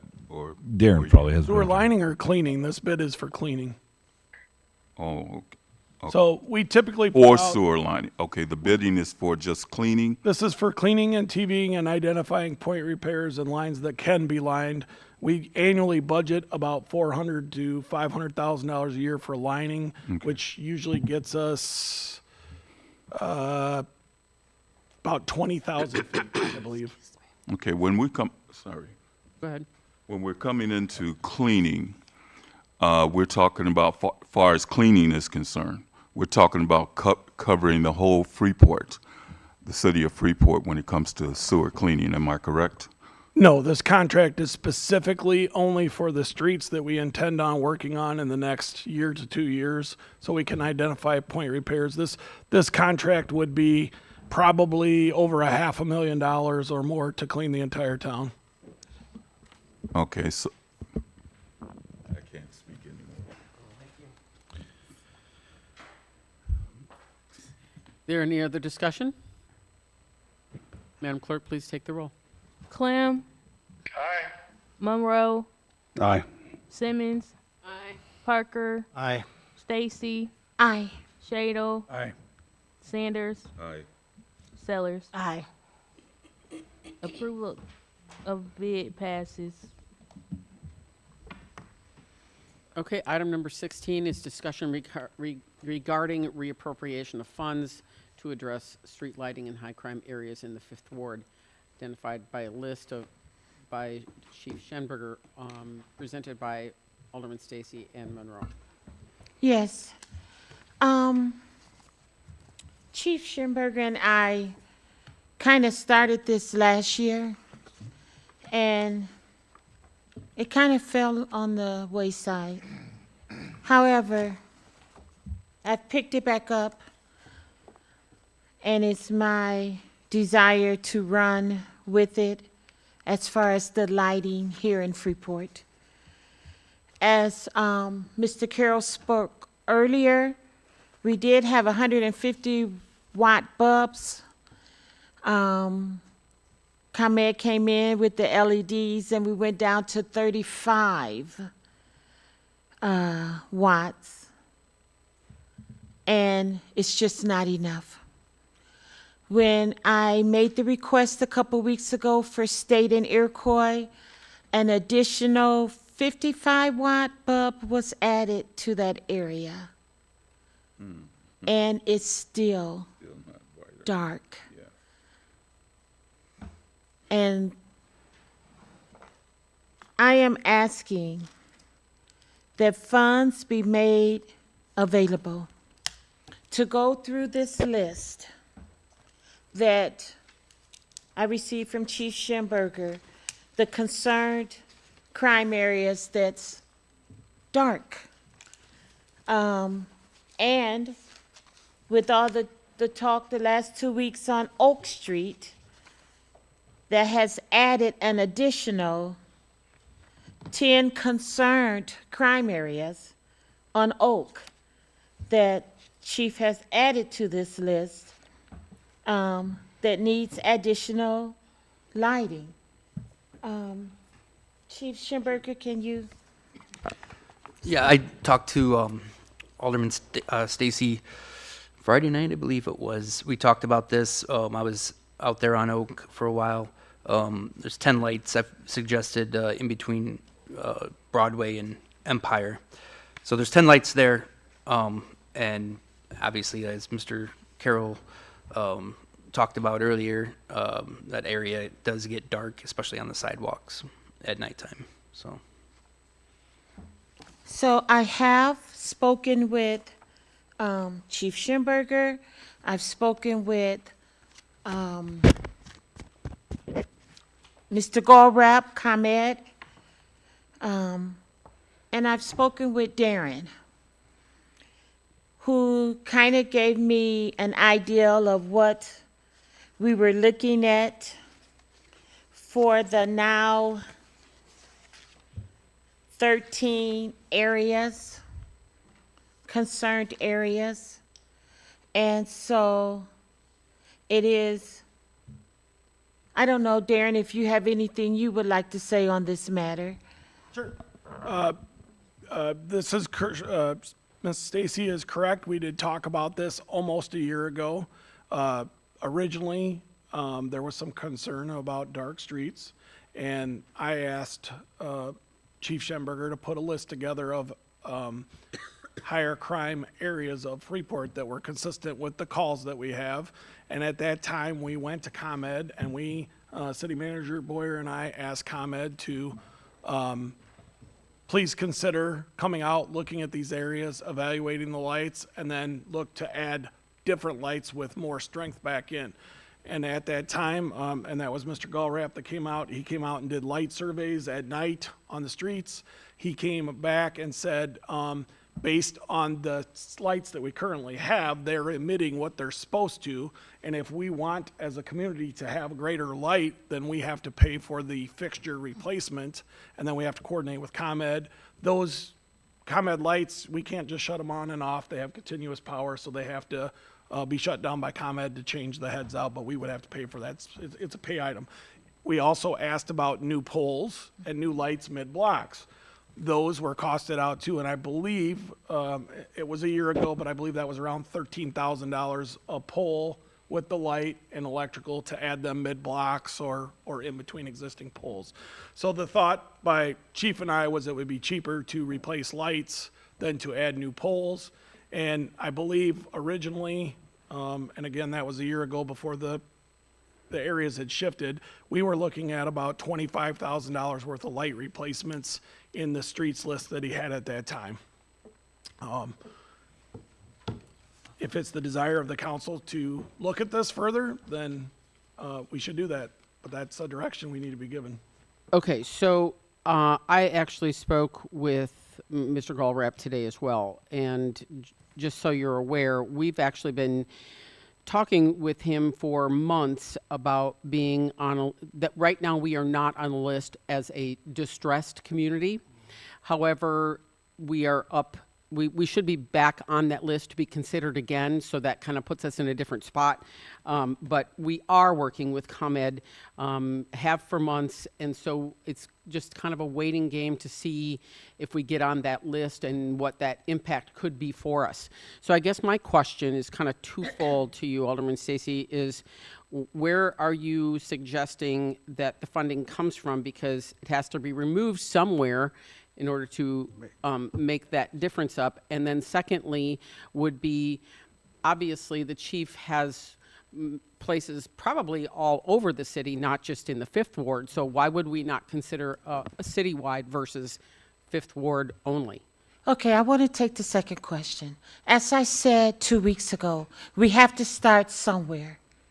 And so I have taken this bull by the horn, and it is my desire, my intentions to get something done and not allow it to fall to the wayside again. Right. So there's going to be other areas that's going to need, and there too will be fixed. Well, and so But- my challenge to you then is that needs to be an entire council decision, not just put forward by one alderman.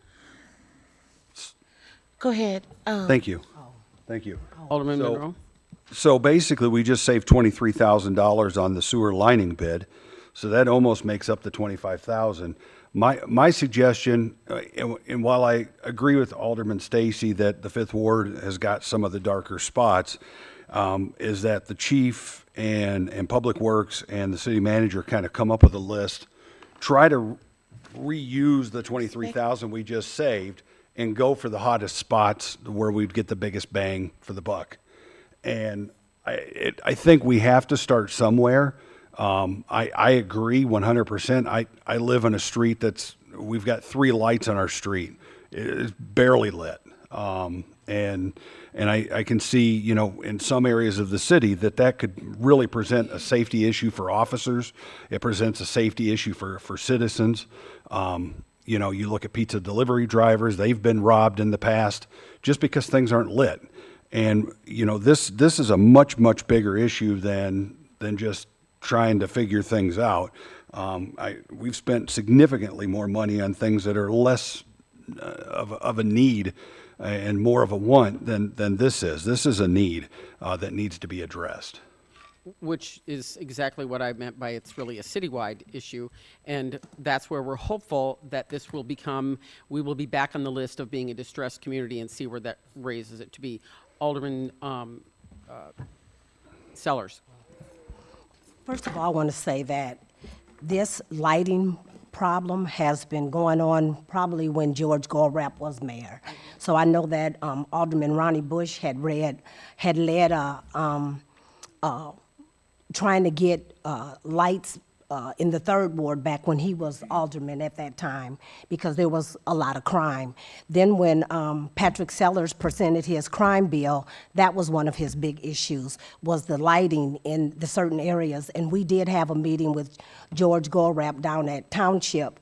And like the mayor said, we were not on the list for a distressed community, and the city of Aurora was on this list, and they got, because of their high crime in Aurora, they got a lot of help from ComEd because they were on this list. So if we wait to get on this list, it will cost us less money, and we can probably get more done. So that's what the thing is. So this isn't something that, oh man, on Oak Street, I've lived on Oak Street for 34 years. And so I know how Oak Street is. And yeah, we've had crime in the last few weeks or whatever, but we have big oak trees on Oak Street. So I do know that there is some crime going on Oak Street, but I also know that I've been there for 34 years and felt safe. So I know that we need lighting, but even around my house, I do have a nice bright light. And of course, if we get some of those big oak trees down, we can probably have a brighter light. But this problem has not just been going on in the last 2 years. It's been going on probably 20 years. So if we give ourselves some time and let George get us on this list, we probably could get more money because it would be less for us to pay out. So that's what I'm saying. So you're saying we've been waiting 20 years to get on this list? No, we never knew about the list until we had that meeting with George Gorrap. So just wait another year and then another year and just let it continue to fall? It's up for 2025. We will be on this list. Manager Boyer. I would like to clarify a few things. Number one, the old street lights were metal halide, and they cast a 180-degree pattern that went both ways down the street and beneath them. The new LEDs don't. We have been, what the mayor mentioned, distressed communities. In 2020, we were a distressed community. We exercised the entire use of that program to brighten up downtown. That's why we have the new LEDs that we have there, saving money because all those down there were metal halide and use a lot more wattage. When we say 150 watt or 250 watt, that doesn't equate directly to lumens. You know, we could have a 100 watt LED is just as bright as, say, a 200 or 300 watt metal halide that's using 2 to 3 times the electricity. And lastly, we have been after ComEd for the last 4 years to get back on what was once called the Distressed Communities Grant. It is now called Select Communities, and we are, as Alderman Sellers just mentioned, apparently we are very close to being put back on there, and that will have significant savings on terms of all of our lighting programs. And so I just correct some of that or mention some of that information. Yeah, so we really need to think about that before we just start reappropriating funds. Alderman Sanders. Yeah, I just wanted to know, since this has been brought up, have we decided on a working solution as a whole? Because it sounds like something that should take place. Have we been able to get together to bump heads to talk to ComEd about getting on this list? Have we come to that resolution on that part? If we're going to move forward on it, I think that just talking about it here, is there any actions being taken place? Manager Boyer. I spoke with George Gorrap this morning about it. He said that we are on the list to move forward. There hasn't been a confirmation of the select community status, but he expects that to move forward. But there's no confirmation at this time.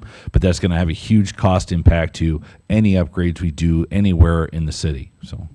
And you know, we all want better lighting. That's all of us would agree with that. Darren? Yeah, so the city staff has been working on this since it was brought up the last time. A matter of fact, people probably have forgot about this, but we wrote letters to Representative Cabello, Sorensen, downstate. We filed many letters asking to get these deeper discounts because there was many communities that were on the list that are far better off than ours, and it's just a process. Anything at this level takes a lot to get done, and it is a significant savings on the grants if we do get designated in that bucket, which we currently weren't. It's a much deeper discount on lights. But again, we have been working on that for a year. We were told that in order to get back into the community level that we wanted to be at, that we had to work through our representatives, that ComEd just would not turn us back to that program automatically. So, and we're happy to provide copies of those letters because we sent them out. It's got to be 9 months ago. Alderman Monroe. Thank you, Madam Mayor. I've got several questions along those lines. Since we've been working that so hard and diligently since 9 months ago, how much money have we put forth to set ourselves up for if we get on this list? What have we done to forward think through and have money available for us on that list? And I've got a follow-up beyond that once. Michelle, correct me if I'm wrong, but I think we have $20,000 in the street lighting program?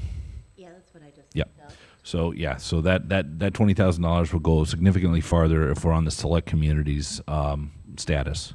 So we sent a letter 9 months ago. Have we followed up on that I've done that multiple times. multiple times? And that's through, I spoke with them this morning. okay. That's how recent I've followed up on that.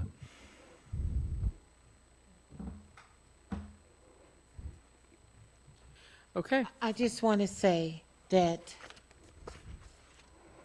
I took the list that was given to me from Chief Schimberger, and I am appalled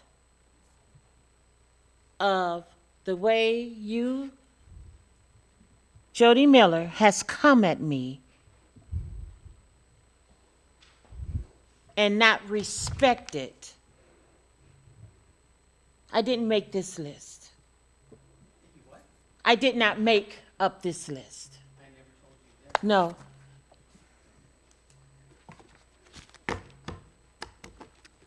Just like you want us to respect your opinion and your desires and what you want, respect what the chief gives me to bring to the council. Be supportive of that. I'm not disrespecting you. I was just asking you where the money was coming from, and I asked you why you would not consider that to be a citywide versus just your ward. That's all I was asking. If there's no further discussion, move on to department heads. Finance? Nothing this evening. Thank you. Community development? Yes, I just want to report back on the letters that went out to suspected rentals. We had 80 letters go out Friday, and today I spoke with I spoke last week with our consultant, InfoSend, and they said that 1,498 are going to go out today. So, Thank you. Public Works. Yeah. Couple things. I'd like to apologize to the Utility and Streets Department that I did not get the invitations out early enough for tonight's meeting, so we will have those presentations next week. That's totally my fault. Apologize to those people. Also, I'd like to recognize next Monday night at the Cow, we will have Alta Planning coming to Freeport. They'll be doing a short presentation on the SS4A program for Freeport that they've been working on. That's a Safe Streets for All. There's a lot of different parts and pieces of it, but what that means is it's transportation related, so it's cars, bicycles, and pedestrians. Also could include lighting. So at the council level, they'll be giving a short recap. On Tuesday night, from 5:30 to 7:30, we'll be having a public open house for residents and council members here at City Hall. It'll be an open house. There won't be a huge presentation, but there'll be areas that you can be involved, surveys that you can give, and more inclusiveness. There is also a plan, if you can't make that down the road here, we'll also be having online surveys that community members can fill out. I want to be clear, though, at next week's meeting, it is not for city staff. It's really for council members and people from the public to be here to put their input in without influence from city members. So please join us if you can. And that's all I have. Thank you. Fire? Yes, thank you, Your Honor. As I'm sure everyone is aware, Friday, the 24th of January, we had a major structure fire in town, Knowlton Motors. Initially, we had some traffic control challenges. We were able to work through those. We're very fortunate. We had no injuries whatsoever, and the building is a total loss. And it's currently under investigation. Our fire marshal will be meeting with 2 insurance agency fire investigators on Wednesday. And so they're going to compare their notes and their findings and then hopefully make a correct determination. Thank you. Police? Yeah, I had a meeting this morning with Alderman Sellers, and she just asked that I touch on some of the stuff that we're doing in regards to this uptick on Oak, and give a little history about what we've done last year.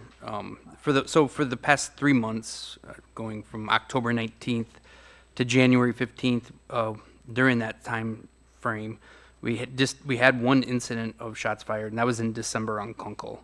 And just to clarify, that's still unacceptable. We aspire to have 0 shots fired incidents.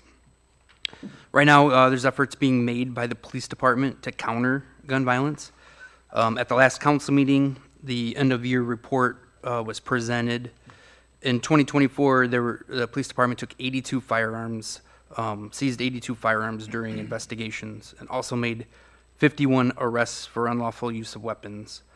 So far this year, just in the first month, adds 7 firearms to that total, which I guess it would be on pace for more than last year. 7 firearms that we've taken off the street. PD staff is utilizing crime reduction measures we've talked about on this floor to deter these incidents. Some of them include saturation patrols. We've been trying to have a heavy presence on Oak right now. Utilizing our technological resources, which is sound thinking, which has it's covered. That area is covered. Utilizing LPR cameras and intelligence from tips and other sources of information. Making efforts to work with the families of those who we believe are involved in this. And most importantly, if you see something, report it.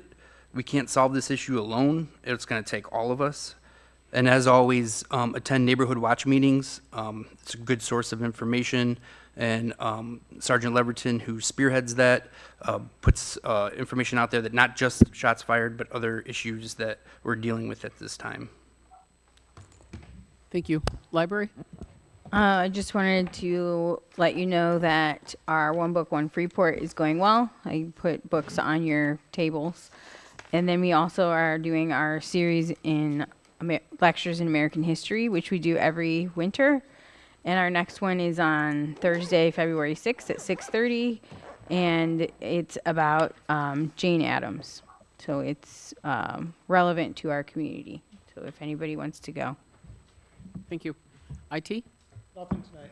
Thank you. City Manager? Thank you, Your Honor. I just want to reflect on the refreshed report this weekend. In January, I think we had 17 tons of garbage dropped off, and in February, so last Saturday, we had 24 tons dropped off. So pretty significant increase, and especially compared to what we anticipated. We were thinking between 3 and 10 tons. So we're definitely, and by the way, we had 54 mattresses dropped off too, which is huge. Apparently those are kind of a specialized item that reduce the density of the hauling. So anyway, that's good. That's less work that we have to deal with. And hopefully that lessens illegal dumping. We'll move on to council announcements. Alderman Clem? Nothing since I'm on remote. Alderman Monroe? Thank you, Madam Mayor. Good job to the fire department on that response. I saw several agencies there. Traffic control, that's something we probably should work out if we're going to have situations like this, especially in our main thoroughfares, Galena and 26 especially. But I am very disappointed tonight, and it was hard to bite my tongue. The fact that, we've waited 9 months, the shootings are continuing, the police department's doing all they can do. They're getting guns off the street, but it really doesn't feel like this is our number one priority to get out there, fix these street lights, improve the community in the places that need to be improved. And we've got to work better, Public Works saved $23,000 on the lining. We've got $20,000 set aside. I just don't see the harm in trying to figure out how to address at least some of these most likely areas before we wait for ComEd or the state of Illinois or whoever makes the final decision. Waiting another 9 months or a year. I mean, how many people have got to get shot? We've got to continue to work forward and try to improve. And putting our feet down and saying, well, we've sent letters, we've been talking to them, we hope to be on there. Everything I've ever learned in life, hope is not a plan. You've got to have a plan and execute on that plan. And I think we've got to at least start taking some of the control over as the city. And that's why we've got home rule to make these types of decisions and move forward. That's all I have, your mayor. Alderman Simmons? Nothing, thank you. Alderman Parker? Just one thing. I was only a couple blocks from the fire down there in Knowlton Motors, and I really want to tell how much I appreciate the fire department. It was amazing. It's the worst fire I've ever seen in my life, and they did a great job. Thank you. Alderman Stacy? I want to say today that I was told, and I won't say who said it to save face. So, Darren, I'm just going to look at you. I was told that lighting these areas was not going to fix the crime.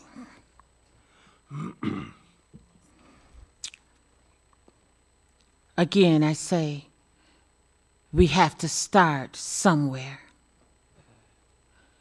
And Chief Schimberger, I want to thank you for Friday.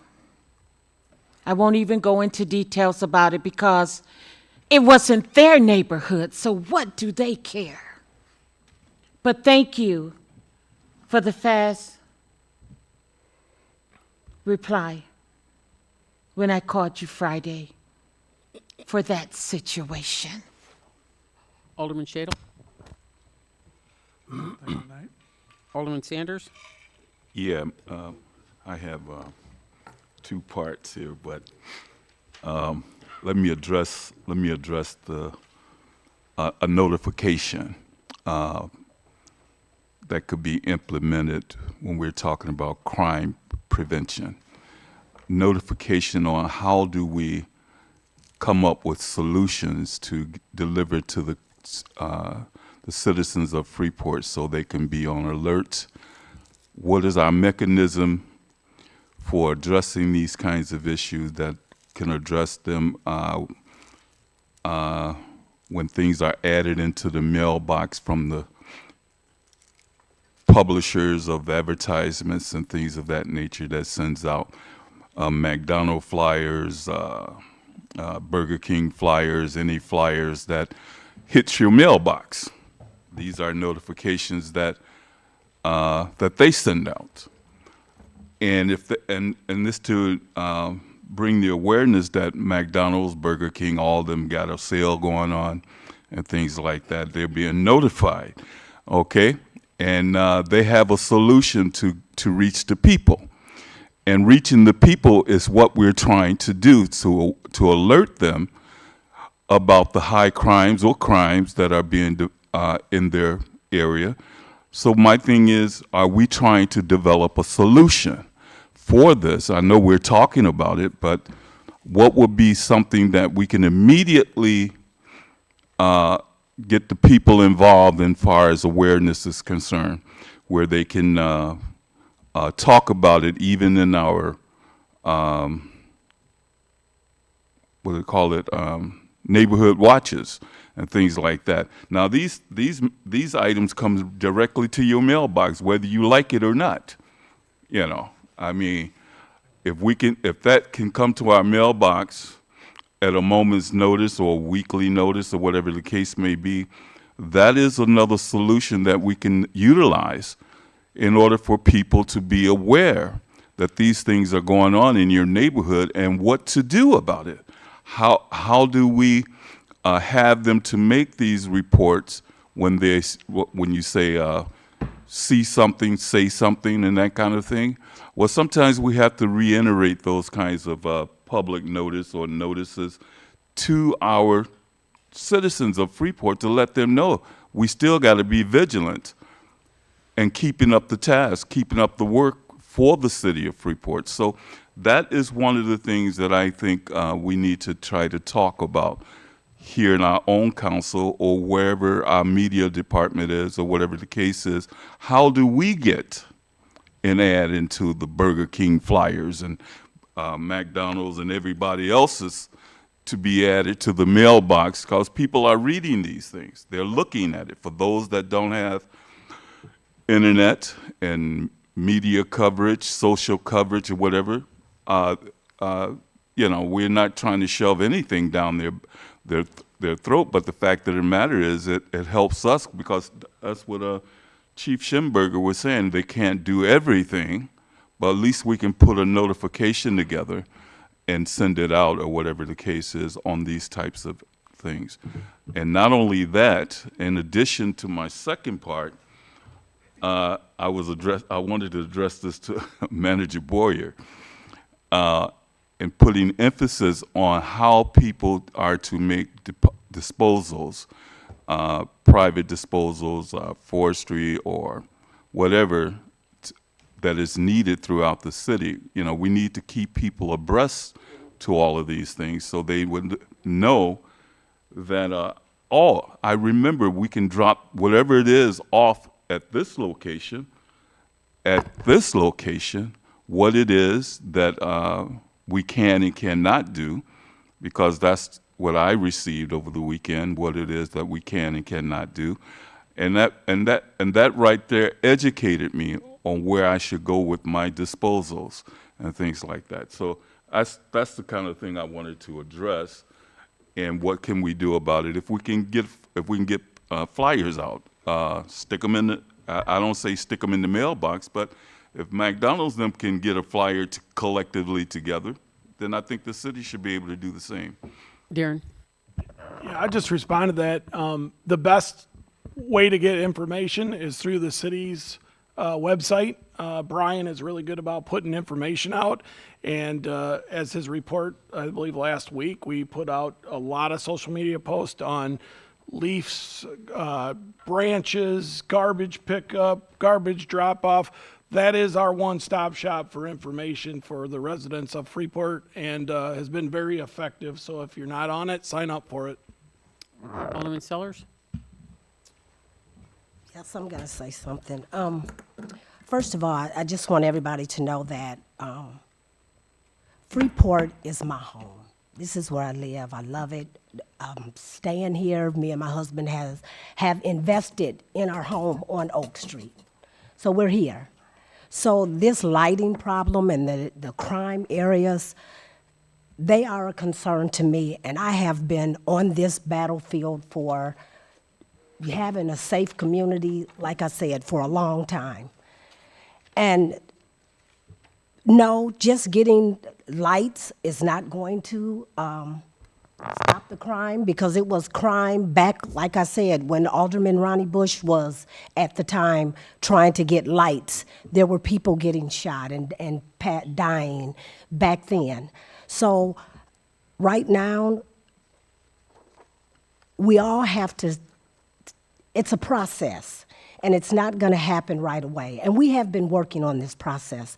And in that crime bill that Pat Sellers put together, and it was there, part of the crime is getting rid of these dilapidated houses. Thank you, community development. You have been doing that, and that's part of it. Part of it is having our police force back to a strong police force. Thank you, Chief. You have been doing that. So we have trying to work with other different agencies to come together and talk and find out how we can all work together.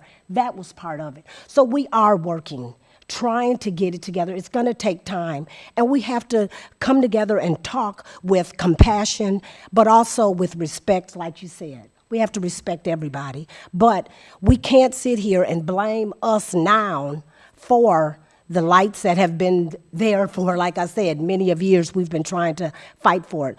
But thank you, Lord, that we are getting on this list and we're going to be able to take care of some of the lighting. Just like we've got money to take care of the housing. We got money to get the police force. So we are doing a lot of those things that it said to help us get a safe community. That's part of it also. So that's my thing. And I'm going to keep fighting. I'm going to keep pushing. I'm going to keep saying whatever I have to say because this is my home. This is where I live. This is the place I love. Item number 21 is public comment. Is there any public comment this evening? Linda?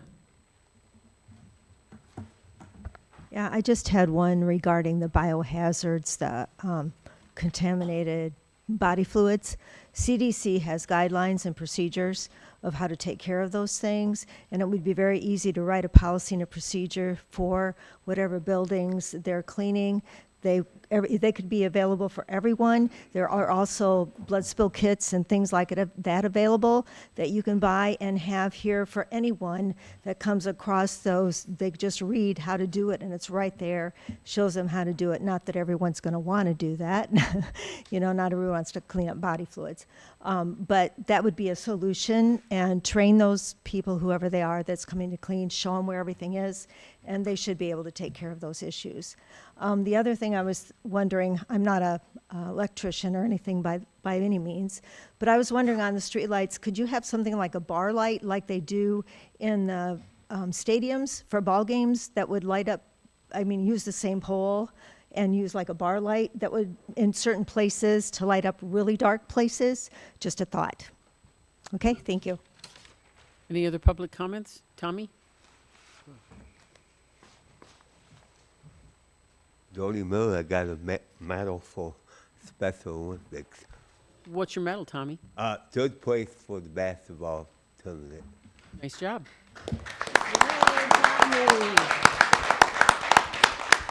Dwayne Dickerman, we got a question. What about this holiday and this? We're working on it, Tommy. And Mo, you do a good job speaking. Is there any other public comments? Yes, 3 minutes.